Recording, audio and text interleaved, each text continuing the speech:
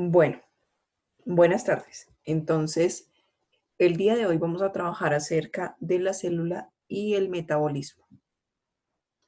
Vamos a realizar una pequeña introducción acerca de qué es la célula. Pero entonces, ¿a qué llamamos célula? Entonces, la célula es una unidad anatómica y funcional de los seres vivos.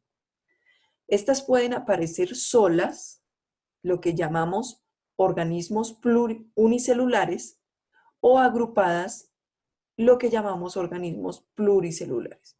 Entonces, solas, unicelulares o acompañadas o agrupadas pluricelulares. Actualmente, en nuestro planeta, tenemos tres linajes o dominios celulares presentes: bacteria, arquea y eucaria. Recordemos que toda célula procariota o eucariota es un conjunto de moléculas altamente organizado. De hecho, posee numerosos compartimientos o espacios con funciones definidas. Vamos a considerar que un compartimento celular es un espacio delimitado o no por membranas, donde se llevan a cabo actividades específicas necesarias e importantes para la célula. Uno de los compartimentos presentes en todas las células es la membrana plasmática o plasmalema, que engloba a todos los demás compartimentos celulares y permite delimitar el espacio celular interno del externo. En el caso de la célula eucariota, posee compartimentos internos que son delimitados por membranas. Entre estos se encuentra el núcleo, que es toda esta parte o compartimento delimitado con estas franjitas verdes. Entonces el núcleo es delimitado por una doble unidad de membrana. En el interior se encuentra el material genético o ADN, ácido desoxirribonucleico, que es el que contiene toda la información necesaria para que la célula pueda llevar a cabo las tareas que permite su supervivencia y su reproducción. Entre el núcleo y la membrana plasmática se encuentra el citosol, que es un gel acuoso que contiene numerosas moléculas que intervienen en la estructura de la célula. Además, pues interviene en funciones metabólicas, en la homeostasis, en la señalización y entre otras funciones que se dan al interior de la célula. Cabe destacar a los ribosomas en la producción de las proteínas, al citoesqueleto en la organización interna de la célula y en la movilidad de la misma, a las enzimas y cofactores que intervienen en el metabolismo y un sinnúmero de moléculas más. Entonces, entre la membrana celular y el núcleo se encuentran orgánulos, diferentes orgánulos, que son rodeados por membrana, por la membrana plasmática, que sería esta. Esa membrana plasmática permite que se lleven a cabo funciones como la digestión, la respiración, la fotosíntesis, el metabolismo, el transporte intracelular, la secreción, la producción de energía, el almacenamiento y un sinnúmero de actividades más. Además, tengamos en cuenta a quiénes: a las mitocondrias, a los cloroplastos, a los peroxisomas, a los lisosomas, al retículo endoplasmático liso y rugoso, a las vacuolas, ¿cierto? Entonces, tengamos en cuenta lo siguiente: el citoplasma es el citosol, o sea, el gel acuoso, más el conjunto de orgánulos. En cuanto a las células procariotas, ¿cierto? Estas células carecen de orgánulos, ¿sí? Es lo que se dice habitualmente. Pero recordemos que hay células que tienen excepciones, porque cuando no son compartimentos aislados, sino que sus membranas son continuas a la membrana plasmática, se produce una invaginación de esta. ¿Qué quiere decir eso? Que hay células procariotas que sí poseen orgánulos celulares. ¿Cómo cuáles? Como los tilacoides, los clorosomas, los magnetosomas y los carboxisomas. Los tilacoides, que son los que producen las fases luminosas de tipo fotoquímico o que dependen de la luz solar. ¿Qué hacen ellos? Absorben los fotones de la luz del sol. Los clorosomas, que son vesículas que están presentes en las bacterias verdes y además están ubicados donde hay pigmentos fotosintéticos. Los magnetosomas, que permiten la orientación según el campo magnético terrestre. Y los carboxisomas, que son los que poseen la enzima ribulosa 1,5 bisfosfato, carboxilasa, oxigenasa, la cual se encarga de fijar el dióxido de carbono durante el proceso de la fotosíntesis. Teniendo en cuenta las células de tipo vegetal, recordemos que las células vegetales poseen una matriz extracelular que es externa a la membrana plasmática. Ese conjunto de moléculas sintetizado por las propias células, especialmente para la formación de los tejidos, establece diferentes propiedades y permite la modulación de la fisiología celular, es decir, cómo se ve la célula, cómo se aprecia físicamente la célula. En el caso de las plantas, esa matriz extracelular se denomina pared celular. Entonces, vamos a hablar un poco también acerca de la diversidad celular. ¿Qué quiere decir esto? Que las células son variables no solamente en su forma, sino en su función. Y esta es una de las causas por las que es difícil o fue difícil llegar a la conclusión de que todos los organismos vivos estamos constituidos por unidades variables, pero por organizaciones básicas comunes que son las células. Entonces, la gran dificultad para ello era el tamaño celular. ¿Por qué el tamaño celular? Porque el tamaño de las células se encuentra expresado en micrómetros. Y un micrómetro o micra es la milésima parte de un milímetro. Una célula eucariota común o típica puede medir entre 10 y 30 micrómetros. Entonces, esto es así tanto para las células que conforman un gusano como para las que conforman un elefante. Pero el tamaño de la célula y el elefante del gusano y el elefante es abismal.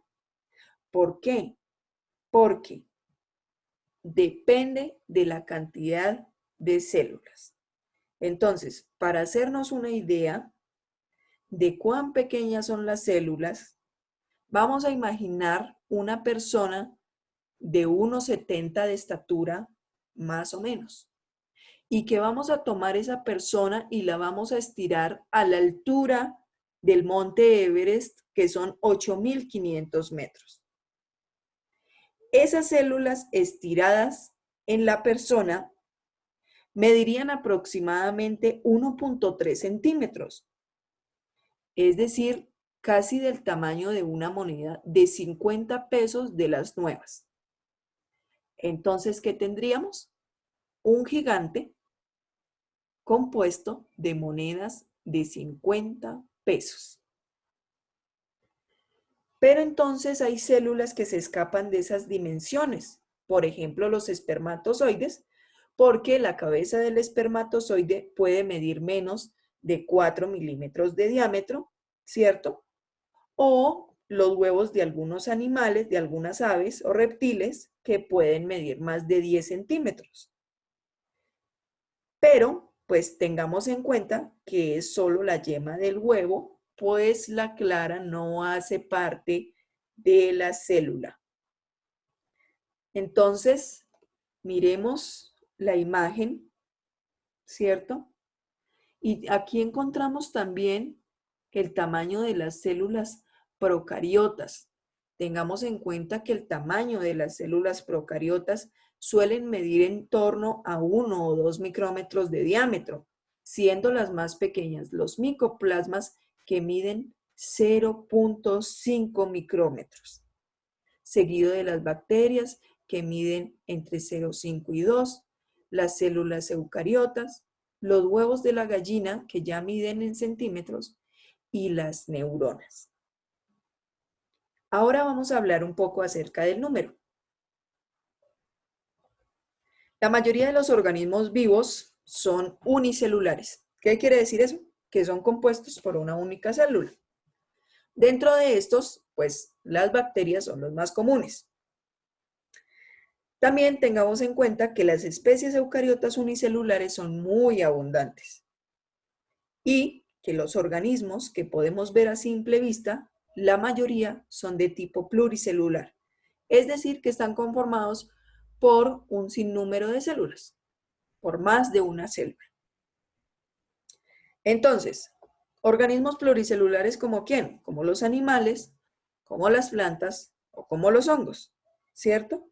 Cuanto mayor es un organismo pluricelular, más células tiene, pues el promedio de las células es similar entre organismos. Hay, sin embargo, ejemplos en los que el aumento del tamaño se consigue por un aumento en el tamaño celular, como en el ejemplo que tenemos aquí. Este ejemplo es para hacernos a la idea de que muchas veces el tamaño depende de la cantidad de células que poseemos. En este caso es una comparación entre el cerebro humano y el cerebro de un ratón. El cerebro humano está compuesto por 86.000 millones de neuronas, mientras que el cerebro del ratón está compuesto por 15.000 millones de ellas. Tengamos en cuenta que los seres humanos poseemos gran variedad de células en glóbulos rojos y sistema nervioso, es decir, neuronas. En cuanto a la forma, entonces, tengamos en cuenta que es común ver en los libros de biología, de ciencias naturales, que la célula animal posee una morfología redonda o circular y que la célula vegetal posee una morfología de tipo simétrico, ¿cierto? Casi siendo un cuadrado. Pero tengamos en cuenta que las células poseen una morfología, ¿cierto? Según las células en los tejidos de tipo animal o vegetal. ¿Qué quiere decir eso? Que la morfología de las células es diversa. Entonces, puede variar desde redondeada hasta estrellada o desde multilobulada a filiforme. A diferencia, las células vegetales presentan formas variadas condicionadas por su pared celular, es decir, podemos encontrarlas cuboidales o prismáticas, que son las más comunes. Miremos esta imagen. En la parte A encontramos neuronas de la corteza cerebral. En la B, las células musculares esqueléticas, ¿cierto? En el caso de la C, son células vegetales de una hoja. Y en el D, son distintos tipos celulares del tracto digestivo. Y podemos ver que cada una de ellas posee una morfología distinta. Quiere decir que la forma de las células no es como la encontramos en los libros, ¿cierto? Que puede ser esa forma la más vista o la más repetitiva. ¿Listo? hablemos un poco también acerca de la función.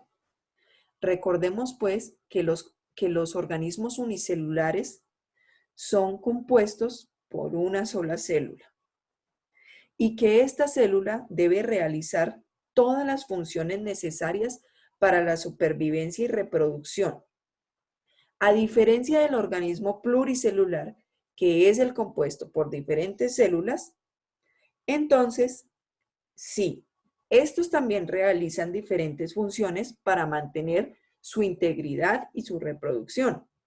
Pero la diferencia con los organismos celulares es que cada célula posee una función especializada y que éstas funcionan de manera coordinada. Son complejas, son variadas y están relacionadas con procesos como la alimentación, la detoxificación, el movimiento, la reproducción, el soporte, la defensa frente a patógenos, hasta relacionadas con el pensamiento, las emociones o la conciencia. Entonces, todas estas funciones las llevan a cabo células especializadas como las del epitelio digestivo, como las hepáticas, como las musculares, como las germinales, como las óseas, como los linfocitos, como las neuronas, ¿sí? Respectivamente, dependiendo de la parte del cuerpo donde se encuentre. Entonces, esa especialización celular supone una disponibilidad de una maquinaria molecular necesaria para el buen funcionamiento de la célula. Pero, hombre, ¿quiénes fueron los primeros en empezar a hablar de la célula? Sería muy mal hablar acerca de su origen, acerca de cómo están conformadas, si no tenemos en cuenta un poco acerca su descubrimiento. Entonces, tengamos en cuenta que actualmente aceptamos que los organismos están formados por células, pero para llegar a esa conclusión ha pasado mucho tiempo y ha sido un largo camino.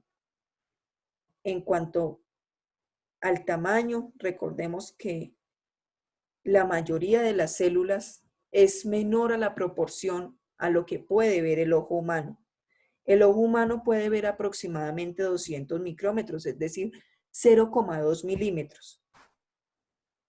Y pues este poder de resolución se define como la menor distancia a la que se pueden discriminar dos puntos. Es decir, que si yo necesito ver las células, pues mi resolución no me alcanza para ello. Entonces hago uso de los microscopios. Entonces los microscopios usan luz visible y lentes de cristal que proporcionan aumentos. De esta manera podemos ver las células. Entonces, su poder de resolución es 1000 veces mayor a la del ojo humano. Pero entonces incluso el uso de los microscopios se tardó en llegar a identificar la primera célula e identificarlas como unidades que forman a todos los seres vivos, que nos forman. Entonces, debido a eso, entonces empiezan diferentes sujetos a hacer uso de sus pensamientos, de sus investigaciones para tener un encuentro con la célula. Entonces, el descubrimiento de la célula comienza más o menos a principios del siglo XVII, cuando se fabrican las primeras lentes, ¿cierto? Y todo lo que tiene que ver con ellas para usarlas, es decir, que aparecen los primeros microscopios. El concepto de la célula está estrechamente relacionado con la fabricación y el perfeccionamiento de los microscopios. Por tanto, la célula también hace parte de un avance tecnológico. Algunos de los descubrimientos que se realizaron en el camino, pues son conceptos fundamentales para lo que hoy conocemos como célula. Entonces, hacia 1590, estos personajes inventan el primer microscopio compuesto. ¿Qué quiere decir esto? Que el microscopio compuesto poseía dos lentes de aumento colocados en un lado de un tubo. Y ese perfeccionamiento de esa organización y de sus componentes permitió posteriormente observar a la célula. En 1610, Galileo Galilei describe la cutícula de los insectos. ¿Qué hizo él? Adoptó lentes de su telescopio para inventar una manera independiente del microscopio compuesto. En 1664, Hooke, que aparte de ser partícipe de toda la teoría celular, fue físico, meteorólogo, biólogo, ingeniero.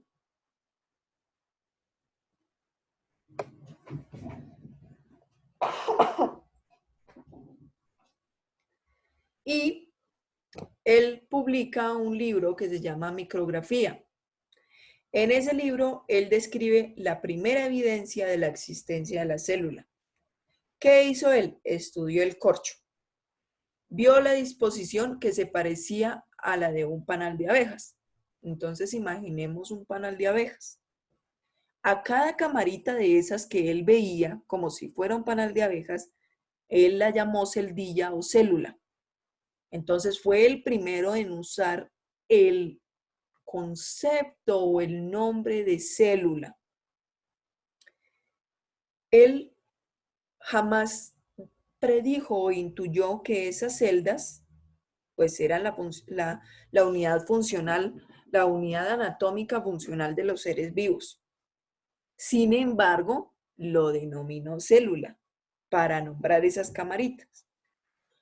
Ya después, entre 1670 y 1680, Grew y Malpighi establecieron detalladamente la organización de estructuras microscópicas de los vegetales. Entonces, a esas camaritas que ellos veían se les llamó burbujas de fermentación, igual a las del pan, ¿sí? Entonces, también introdujeron términos como parénquima, como parénquima vegetal, y empiezan a realizar un sinnúmero de estructuras vegetales, porque ya tenían las posibilidades de verlas a través del microscopio. Entonces, hablemos de 1670. Leeuwenhoek es considerado el padre de la microbiología celular, debido a que es el primero en publicar observaciones de bacterias y protistos, es decir, de eucarias unicelulares. También observó gotas de agua, sangre, esperma, glóbulos rojos, entre otros sinnúmero de células. Llegó a pensar que todos los animales estaban formados por glóbulos, pero no alcanzó a asociarlos con las celdas de las plantas. Incluso cuando se pudo estudiar el tejido animal con más detalle, tuvo que pasar mucho tiempo antes de que se hiciera una asociación entre los animalúnculos que había descrito este señor y las células de los tejidos animales. Hablemos también un poquito entonces de Wolf, ¿cierto? Que fue el primero en colocar sobre el mismo plano a las plantas y a los animales. Eso fue en 1759. Entonces él dijo que existía una unidad fundamental de forma globular en todos los seres vivos, no solamente en los animales, sino también en las plantas. Entonces, él realiza un libro, publica una obra, donde se observan cada uno de esos ejemplares, animales y plantas que él usó para evidenciar ese desarrollo progresivo y cada una de las estructuras que aparecen de acuerdo a su crecimiento y de acuerdo a su diferenciación. Estas ideas fueron compuestas por una teoría que se llama preformacionista, que es la que propone que los gametos llevan organismos minúsculos o pequeños ya formados y que llegan a un estado adulto solo por el aumento del tamaño de cada una de sus partes. Entre 1820 y 1830 se produce toda la gestación de la teoría celular. Entonces comienza en Francia, pero todo el mundo ya empieza a hablar sobre el descubrimiento de la unidad anatómica fundamental de los seres vivos. Este señor, Edwards y Raspail, ¿qué hicieron? Observaron un sinnúmero de tejidos de animales de diferentes especies y publican que esos tejidos están formados por unidades globulares, pero con desigual distribución. También incluyeron a los vegetales, ¿cierto? Y pues escriben acerca de ellos.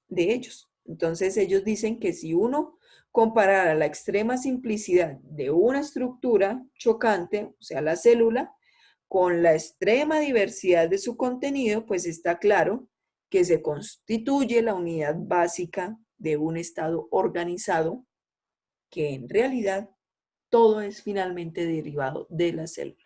Un estado organizado, es decir, un cuerpo de tipo eucariota.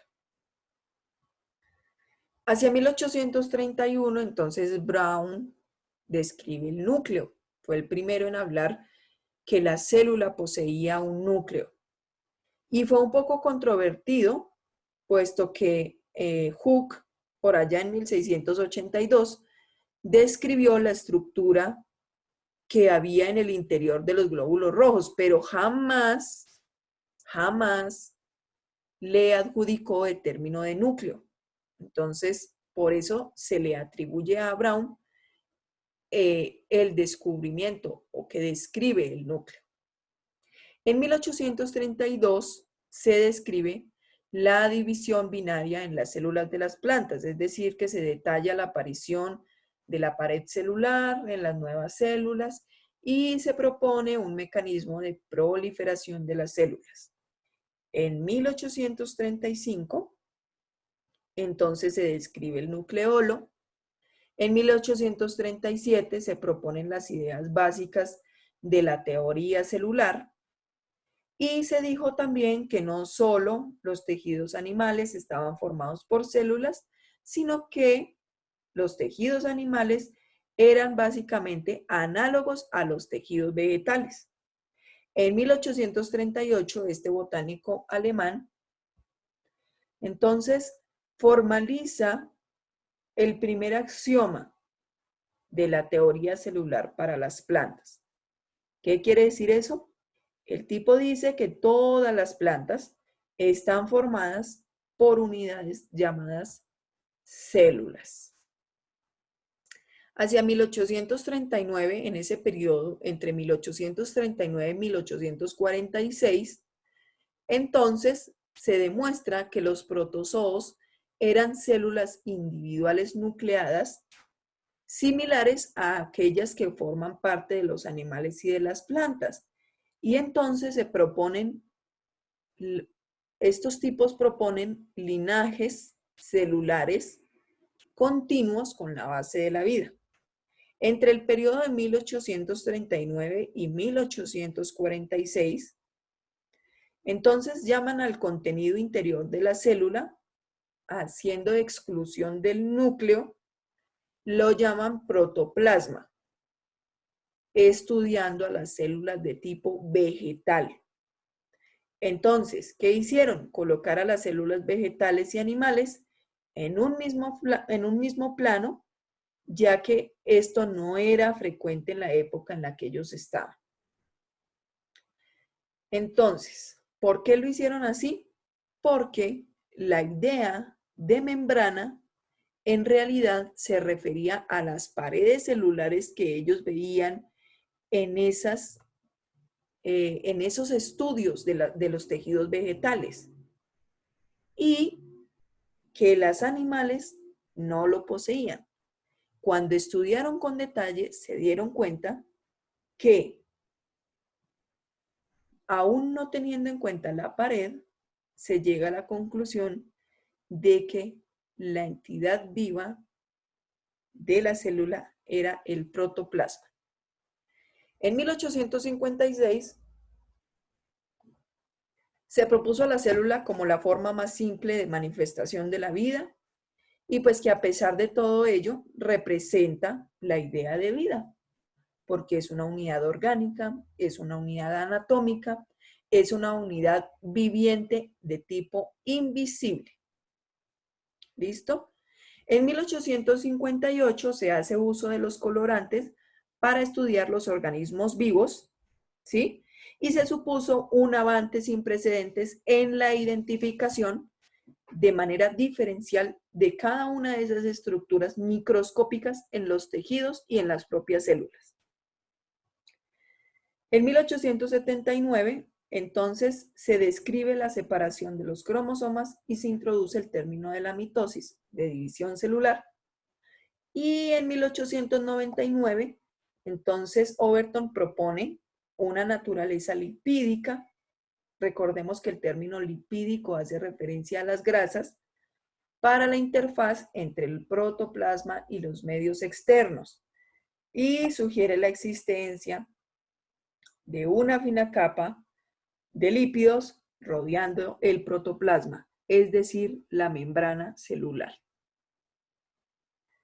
Entonces, una vez finalizado toda esa línea del tiempo donde se hace el descubrimiento de la célula, entonces se plantean teorías celulares. ¿Cuál es la teoría celular que se aplica actualmente? Que sintetiza los principales descubrimientos que se citaron anteriormente. O sea, todo lo que yo les nombré con año, con pensador. Todos esos postulados son los que definen la teoría celular. Su primera definición o postulado, que la unidad estructural y funcional de los seres vivos es la célula. Segundo, que todos los seres vivos están constituidos por unidades básicas denominadas células. Y finalmente, que las células se originan exclusivamente por división de otras células. Pero, ¿cómo vamos a hablar de teorías si no tenemos en cuenta el origen de la célula? Y es que el origen de la célula, pues data sobre el origen de la vida.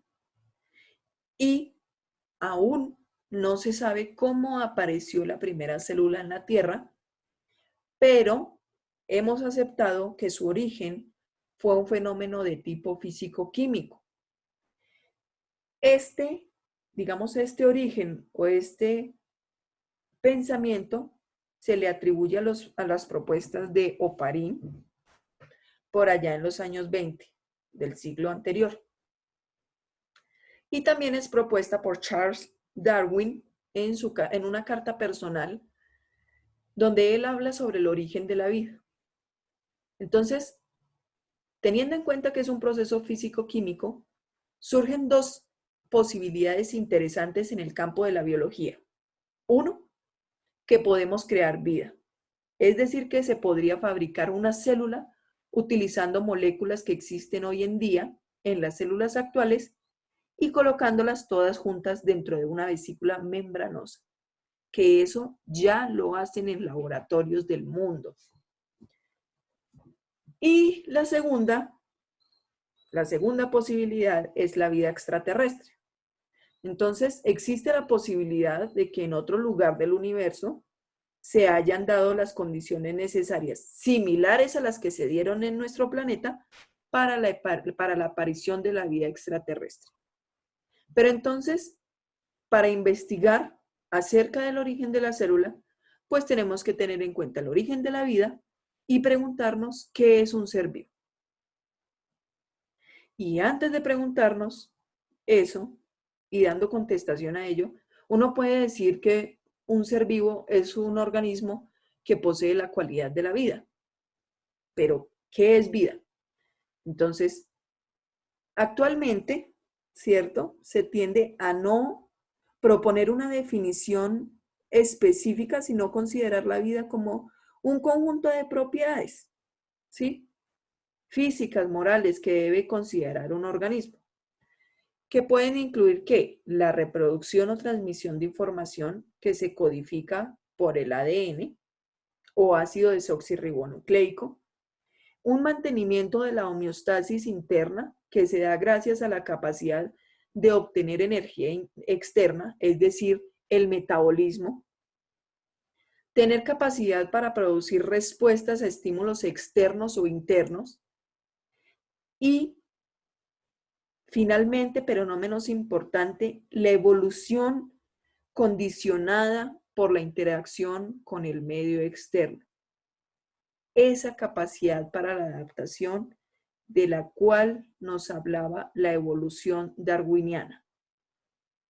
Pero ¿dónde aparecieron esas primeras células? Entonces, esa adaptación, o sea, se acepta que, digamos, las primeras células aparecen en la Tierra a partir de moléculas orgánicas que existían en el agua. Pero hoy en día no se descarta que parte de las moléculas orgánicas que se necesitaron para crear la vida fueron sintetizados en otros planetas o en el propio espacio sideral.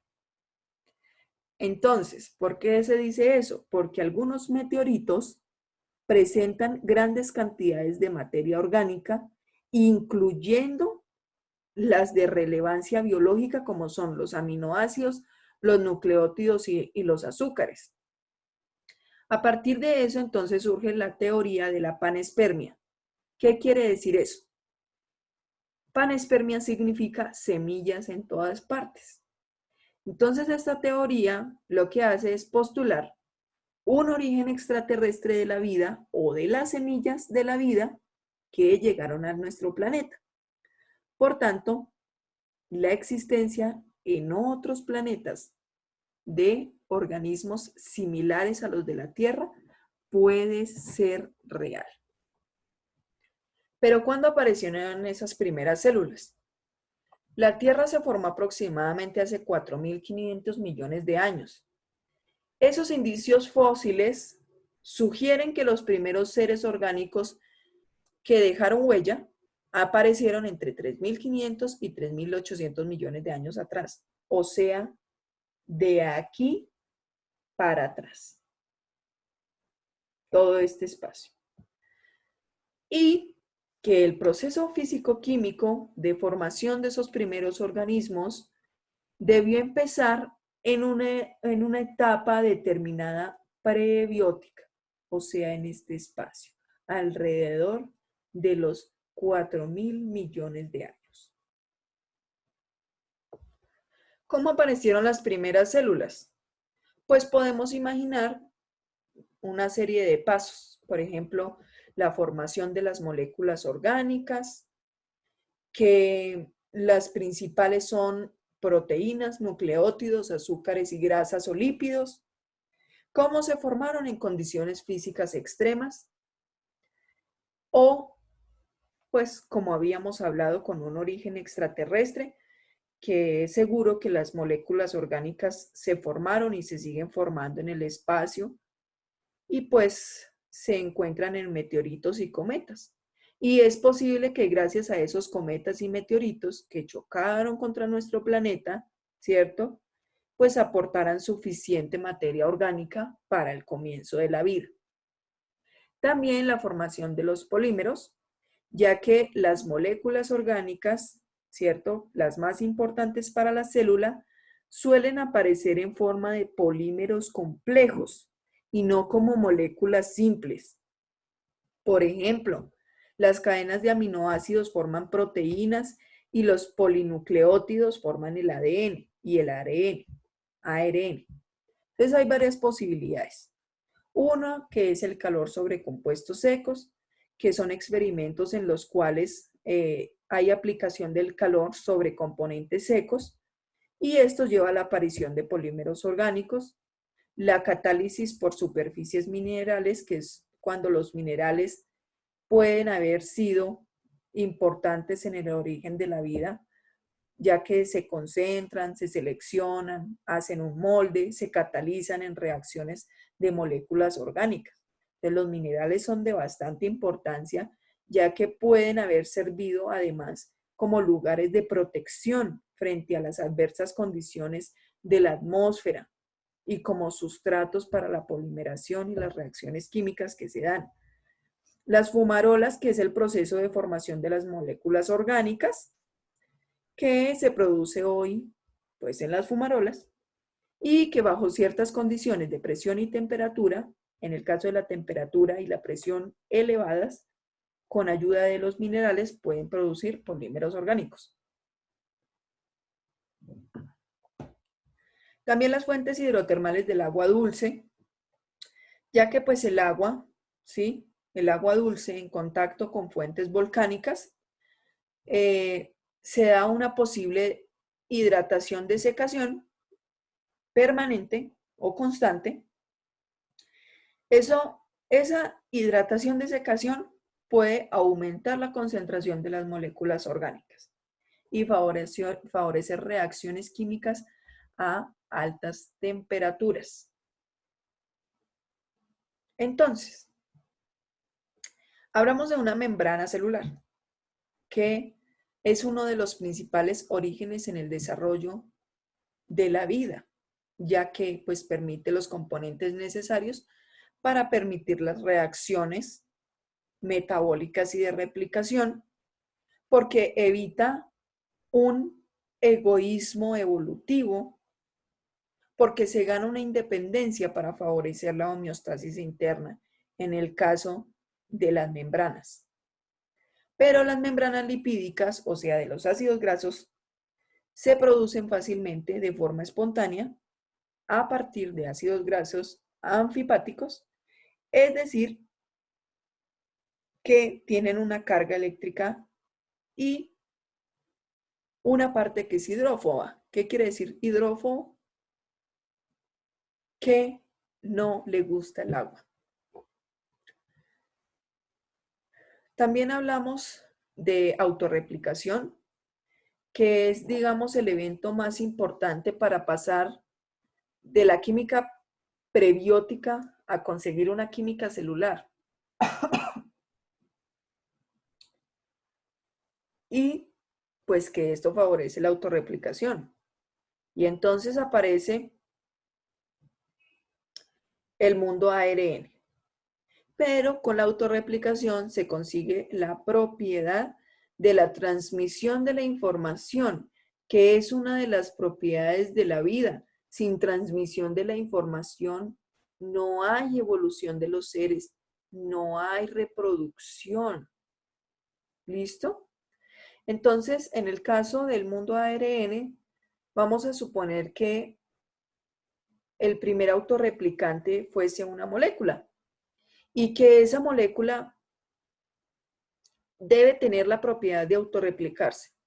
¿Y quién tiene la propiedad de autorreplicarse? Pues el ARN. Todas las miradas del mundo se volvieron sobre el ARN. ¿Por qué? Porque esta idea es basada en la capacidad enzimática que poseen las moléculas de ARN, es decir, los ribosimas. ¿Listo? Entonces, por ejemplo, la maduración del ARN mensajero o ARNM de las células eucariotas por parte de las ribonucleoproteínas o de la síntesis de proteínas en los ribosomas por parte del ARNR o ribosómico son ejemplos de actividades catalíticas que se llevan a cabo por el ARN.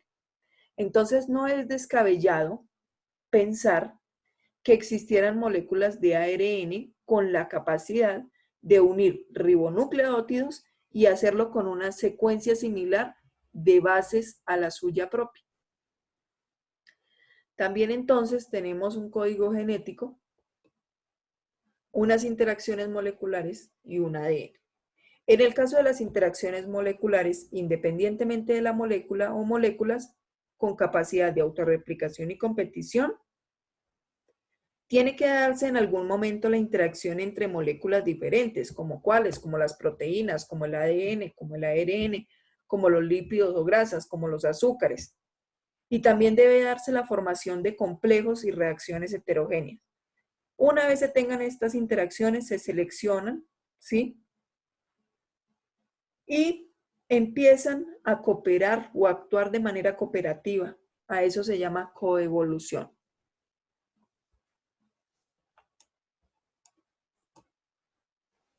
En cuanto al código genético, pues en algún momento el ARN tuvo que intervenir en la síntesis de las proteínas y pues para ello hubo que inventar un código que identificara una secuencia de nucleótidos, que ya los vimos, con un aminoácido determinado. Esto es lo que actualmente nosotros denominamos como código genético, en el que 3 bases nucleótidas codifican para un aminoácido determinado. Entonces ese código parece un poco arbitrario, pero es universal para todos los organismos vivientes.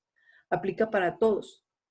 Entonces, a estas protocélulas, de las cuales pues partieron todas las demás células que conocemos hoy en día, se les denomina LUCA.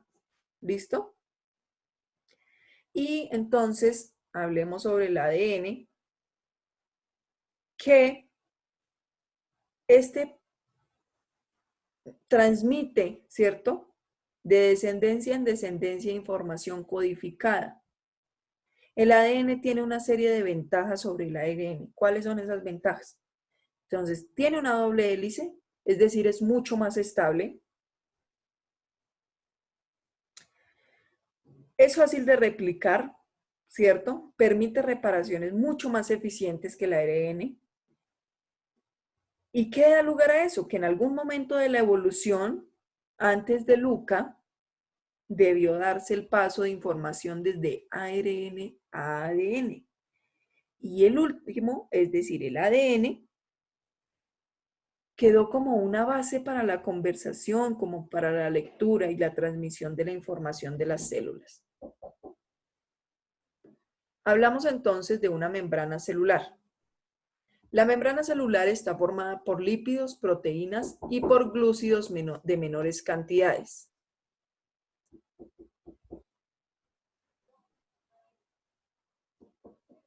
Entonces, las membranas celulares están formadas, como ya lo dije, por lípidos, proteínas y en una menor proporción por glúcidos. La estructura y la organización de las membranas celulares, así como sus propiedades, están condicionadas fundamentalmente por los lípidos o por las grasas. Entonces, tengamos en cuenta que son moléculas anfipáticas. ¿Qué quiere decir eso? Que poseen una parte hidrofílica y una parte hidrofóbica. Hidrofílica, ¿qué quiere decir? Que son amigas del agua. Hidrofóbicas es que no se la llevan bien con ella. Entonces, una vez se disponen, forman una bicapa lipídica y donde las partes hidrofóbicas se encuentran en el centro de la membrana, estas son las partes hidrofóbicas hacia el centro de la membrana, y las partes hidrofílicas que se encuentran en contacto con el agua. Entonces, entre los lípidos, que son estas bolitas verdes que se llaman balsas de lípidos, se encuentran anclados, ¿cierto? Ciertas proteínas. Entonces, las proteínas integrales son aquellas que poseen secuencias de aminoácidos, que son estas, que están bien ancladas. Entonces, estas poseen una secuencia de aminoácido hidrofóbico entre las cadenas de los ácidos grasos de los lípidos, ¿cierto? Y los dominios hidrofílicos que están en contacto, pues, con una solución acuosa, intra y extracelular. Otras proteínas ¿cierto? No se anclan bien. A esas proteínas se llaman asociadas. Ellas se unen temporalmente a la superficie de la bicapa lipídica. Los glúcidos, que son estos rojitos que vemos aquí, no aparecen en todas las membranas celulares, pero son abundantes en la superficie externa de la membrana plasmática y en algunas intracelulares. Los glúcidos siempre se encuentran unidos de manera covalente a los lípidos o a las proteínas.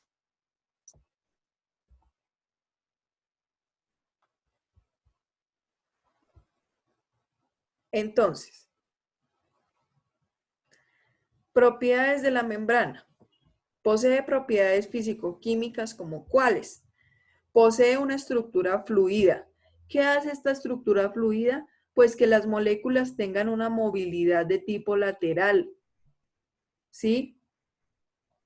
Como si fuese una lámina que posee un líquido viscoso. Es semipermeable. ¿Qué quiere decir eso? Que puede actuar como una barrera selectiva frente a determinadas moléculas, es decir, que ella decide qué entra y qué sale de la célula. Posee capacidad de romperse y repararse de nuevo sin perder su organización. ¿Qué quiere decir eso? Sin perder, que es una estructura flexible, maleable, que se adapta a las necesidades básicas de la célula. Finalmente, la membrana está en una permanente renovación. ¿Qué quiere decir eso? En eliminación y adición de moléculas, ¿cierto? Que permite la adaptación a las necesidades fisiológicas de la célula. Además, como les expliqué anteriormente, pues la membrana está en una constante renovación y esto le permite a la célula cambiar su composición. ¿Cuáles son esas funciones? Entonces, cada membrana posee una especialización. Entre las múltiples funciones necesarias para la célula, pues, ¿qué tenemos? La creación y mantenimiento de gradientes iónicos, que estos hacen sensible a la célula frente a estímulos externos. También permiten la transmisión de información y la producción de ATP, que es una molécula de energía, necesarios para el transporte selectivo de moléculas, además para el metabolismo. Las membranas también hacen posible la creación de compartimentos intracelulares, que son los lugares donde se realizan funciones imprescindibles, o, por ejemplo, la envuelta nuclear que encierra el ADN. También se disponen múltiples receptores, que son los que permiten a la célula sentir toda la información que viaja en forma de moléculas por medio extracelular. Hablemos un poco entonces del núcleo. Entonces, el núcleo es una de las estructuras que caracteriza a las células eucariotas. Es un compartimento donde se encuentra el ADN y toda la maquinaria necesaria pues para hacer la transcripción de la información ARN. Normalmente aparece un solo núcleo por célula, aunque hay algunos casos donde hay más de uno, como en el caso de los osteoclastos, en las fibras musculares esqueléticas o en los epitelios de algunos invertebrados. La forma del núcleo suele ser redondeada y adaptada a la forma celular, aunque no siempre es así y puede también ser variable igual que la célula. La localización habitual del núcleo es en el centro de la célula, pero también puede situarse en otras posiciones. Por ejemplo, en las células secretoras se puede localizar en la parte basal de la célula o en las células musculares esqueléticas se dispone como en las proximidades de la membrana. Tengamos en cuenta que aunque la cantidad del ADN es prácticamente idéntica en todas las células de un organismo, ¿cierto? El tamaño del núcleo puede ser diferente. Además, esas células de igual tamaño, pues de diferente especie y con distinta cantidad de ADN, puede tener núcleos con dimensiones similares. Y estos datos indican que el tamaño del núcleo se adapta al tamaño o a la fisiología celular, pero no depende de la cantidad de ADN. Por ejemplo, miremos aquí el núcleo de la neurona y los núcleos de las células gliales, ¿sí? Entonces, pues el tamaño de los núcleos es diferente, pues dependiendo del tipo celular, aunque tengan la misma cantidad de ADN, ¿cierto? Y en esta podemos ver los distintos tipos de núcleos. Fíjense que tienen formas diferentes. Entonces, estas son células epiteliales de la vesícula biliar, de humanos con núcleos redondeados, ¿cierto? Monocitos de la sangre con el núcleo arriñonado, miren. Tenemos neutrófilos de la sangre con núcleos multilobulados. Fíjense que es como si fuera una especie como de intestino. Y una vista parcial de la célula muscular, de las células musculares multinucleadas, fíjense, situados en zonas periféricas, ¿cierto? Que son los que indican las flechitas, en zonas periféricas.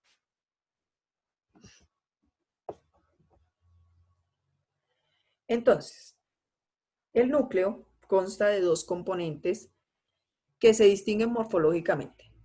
Uno es la envuelta celular, que es esta que yo les estoy señalando aquí, y otra que es el nucleoplasma, que es lo que se encuentra dentro del núcleo.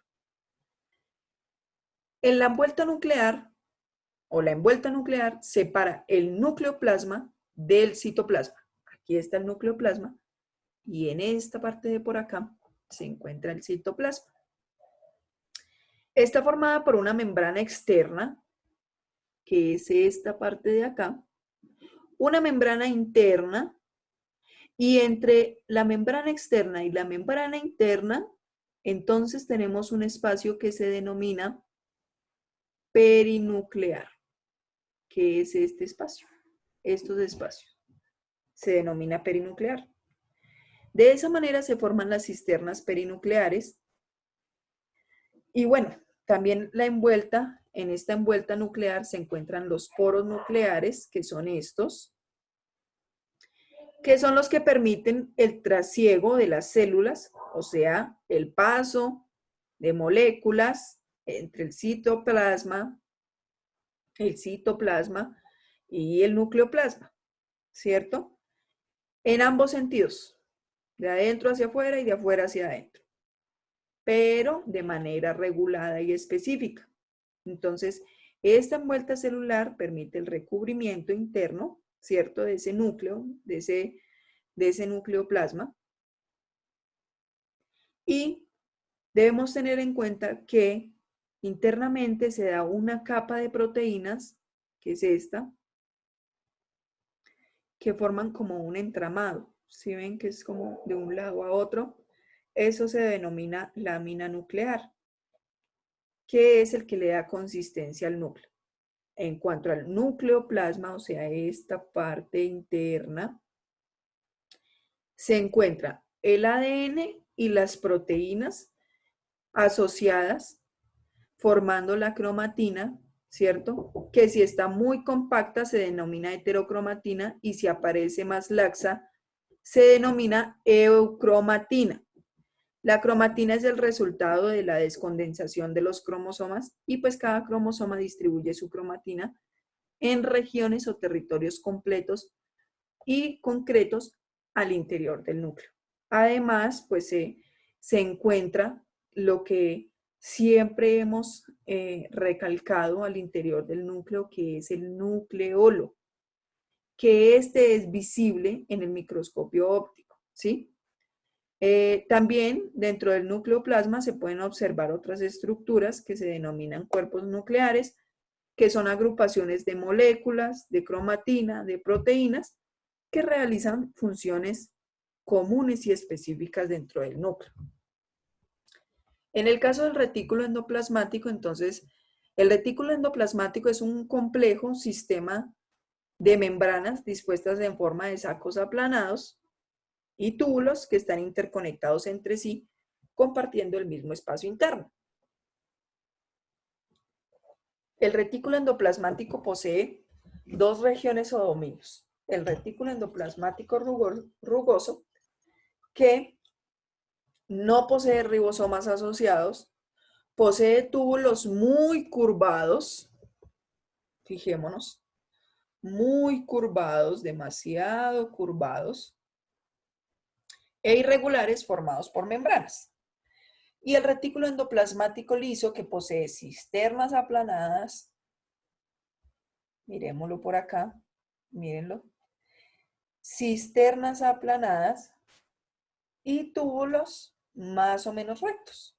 O sea, no son tan curvos como los del retículo endoplasmático rugoso. El retículo endoplasmático rugoso se caracteriza por organizarse en una trama de túbulos alargados o sacos aplanados y apilados, más o menos regulares en su forma, con números de ribosomas asociados a sus membranas. La cantidad de ribosomas es asociado a sus membranas y condiciona la forma de este orgánulo. ¿Qué quiere decir eso? Que si hay mayor cantidad de ribosomas, se forman cisternas aplanadas. ¿Cuál es la misión del retículo endoplasmático rugoso? La síntesis de proteínas. Proteínas que se encuentran al exterior de la célula, al interior de los órganos que participan en la ruta vesicular, proteínas que son parte integral de las membranas y sintetiza proteínas para sí mismo que se llaman proteínas residentes. Entonces, la principal función, ya les dije, que es la síntesis de las proteínas, y es que casi cualquier proteína que se secrete, ¿cierto? Es transitada a partir de la ruta vesicular y empieza su proceso de síntesis en los ribosomas libres del citosol. Y dicha síntesis terminará pues en el interior de una cisterna del retículo o formando parte de una membrana. Entonces el proceso comienza con una cadena de ARN mensajero de proteína y a una subunidad. Entonces este ARN mensajero de proteína, ¿cierto? Se fija a una subunidad pequeña ribosomal y a una subunidad grande ribosomal. Y entonces esta subunidad grande ribosomal empieza todo el proceso de la traducción. Entonces lo primero que se traduce de ese ARN mensajero, pues es una secuencia inicial de nucleótidos a partir de la cual se sintetiza una cadena más o menos de unos 70 aminoácidos que se denomina péptido señal. Entonces, fijémonos que aquí iniciamos todo el proceso de la traducción. Aquí está nuestro ARN mensajero de proteína unido a las subunidades pequeñas y grandes. Y luego, entonces, encontramos ese péptido señal que está compuesto por 70 aminoácidos. Luego, entonces, una molécula conocida como SRP reconoce a ese péptido señal. Mírenla acá. Este es el receptor del péptido, ¿cierto? De SRP, que es esta molécula. Entonces, esta molécula reconoce al péptido señal y empieza como todo ese proceso de la traducción. Trabaja en ese proceso de la traducción. A partir de eso se forma un complejo, ¿sí? De ribosoma, ARN mensajero, péptido señal, más el SRP, difundido por el citosol hasta chocar con una membrana del retículo endoplasmático, que es esta. Entonces, una vez se une, gracias a la existencia del receptor de la membrana que reconoce al SRP. Entonces, todo el complejo anterior interacciona con un translocator, que es este tubito verde. Y este translocator es un complejo proteico transmembrana que forma un canal por el cual se penetra la cadena polipeptídica naciente hasta el interior de la cisterna del retículo endoplasmático. El péptido señal queda unido al translocador, mientras que el resto de la cadena polipeptídica se va traduciendo y liberando hacia el interior. Es así como lo vemos aquí. Luego aparece una peptidasa, mírenla aquí, que se encuentra presente en el retículo. Lo que hace es escinder el péptido señal del resto de la cadena de los aminoácidos, o sea, romper este péptido señal del resto de la cadena de aminoácidos, quedando libre en el interior. Entonces él queda solito dentro del translocador. Una vez se completa la síntesis, entonces la cadena de aminoácidos queda libre en el interior. Y esa cadena de aminoácidos se adopta o adopta una conformación tridimensional que es ayudado por chaperonas y el ribosoma se libera de la membrana del retículo. En el caso del retículo endoplasmático liso, son entramados de túbulos membranosos interconectados entre sí. No tienen ribosomas asociados a sus membranas, como lo tiene el rugoso, ¿cierto? ¿Y cuál es su principal función? La principal función es la síntesis lipídica o síntesis de ácidos grasos. En las membranas del retículo endoplasmático liso se producen la mayoría de las grasas o de los lípidos que se requieren para la elaboración de las nuevas membranas de la célula, incluyendo los glicerofosfolípidos y el colesterol. ¿Listo? Ahora hablemos un poquito sobre el metabolismo. Entonces tenemos dos tipos de metabolismo, anabolismo y catabolismo. El anabolismo son reacciones químicas que suceden al interior de la célula, igual que el catabolismo. Pero en el caso del anabolismo, el objetivo es la síntesis de sustancias complejas a partir de sustancias simples. Por ejemplo, sustancias simples más energía me producen la formación de moléculas o de sustancias más complejas. Entonces, en el anabolismo se obtiene energía de reserva para ser usado cuando sea necesario.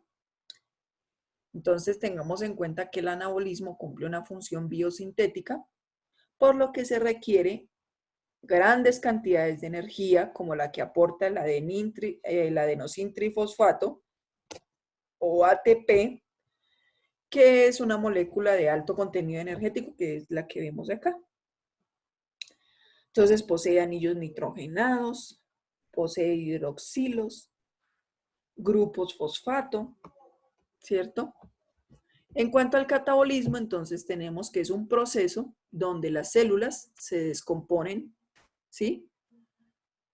¿Qué hace la célula? Entonces descompone estas macromoléculas, ¿cierto? ¿Macromoléculas de qué? De carbohidratos, de grasas, de proteínas, de aminoácidos, y se transforma en sustancias simples y libera energía. Y esta energía es la almacenada en las macromoléculas.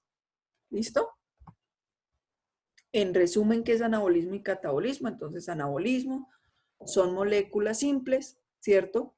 Que toman energía para generar moléculas más complejas, y el catabolismo es que toma esas moléculas complejas, libera energía y se transforma en moléculas simples. Entonces, aquí tenemos el taller número 2, que está compuesto por 10 preguntas que tienen que ver con la temática que hemos venido trabajando durante este video. Y bueno, espero que tengamos muy presente entonces el enunciado y la manera en cómo vamos a desarrollar correctamente este taller.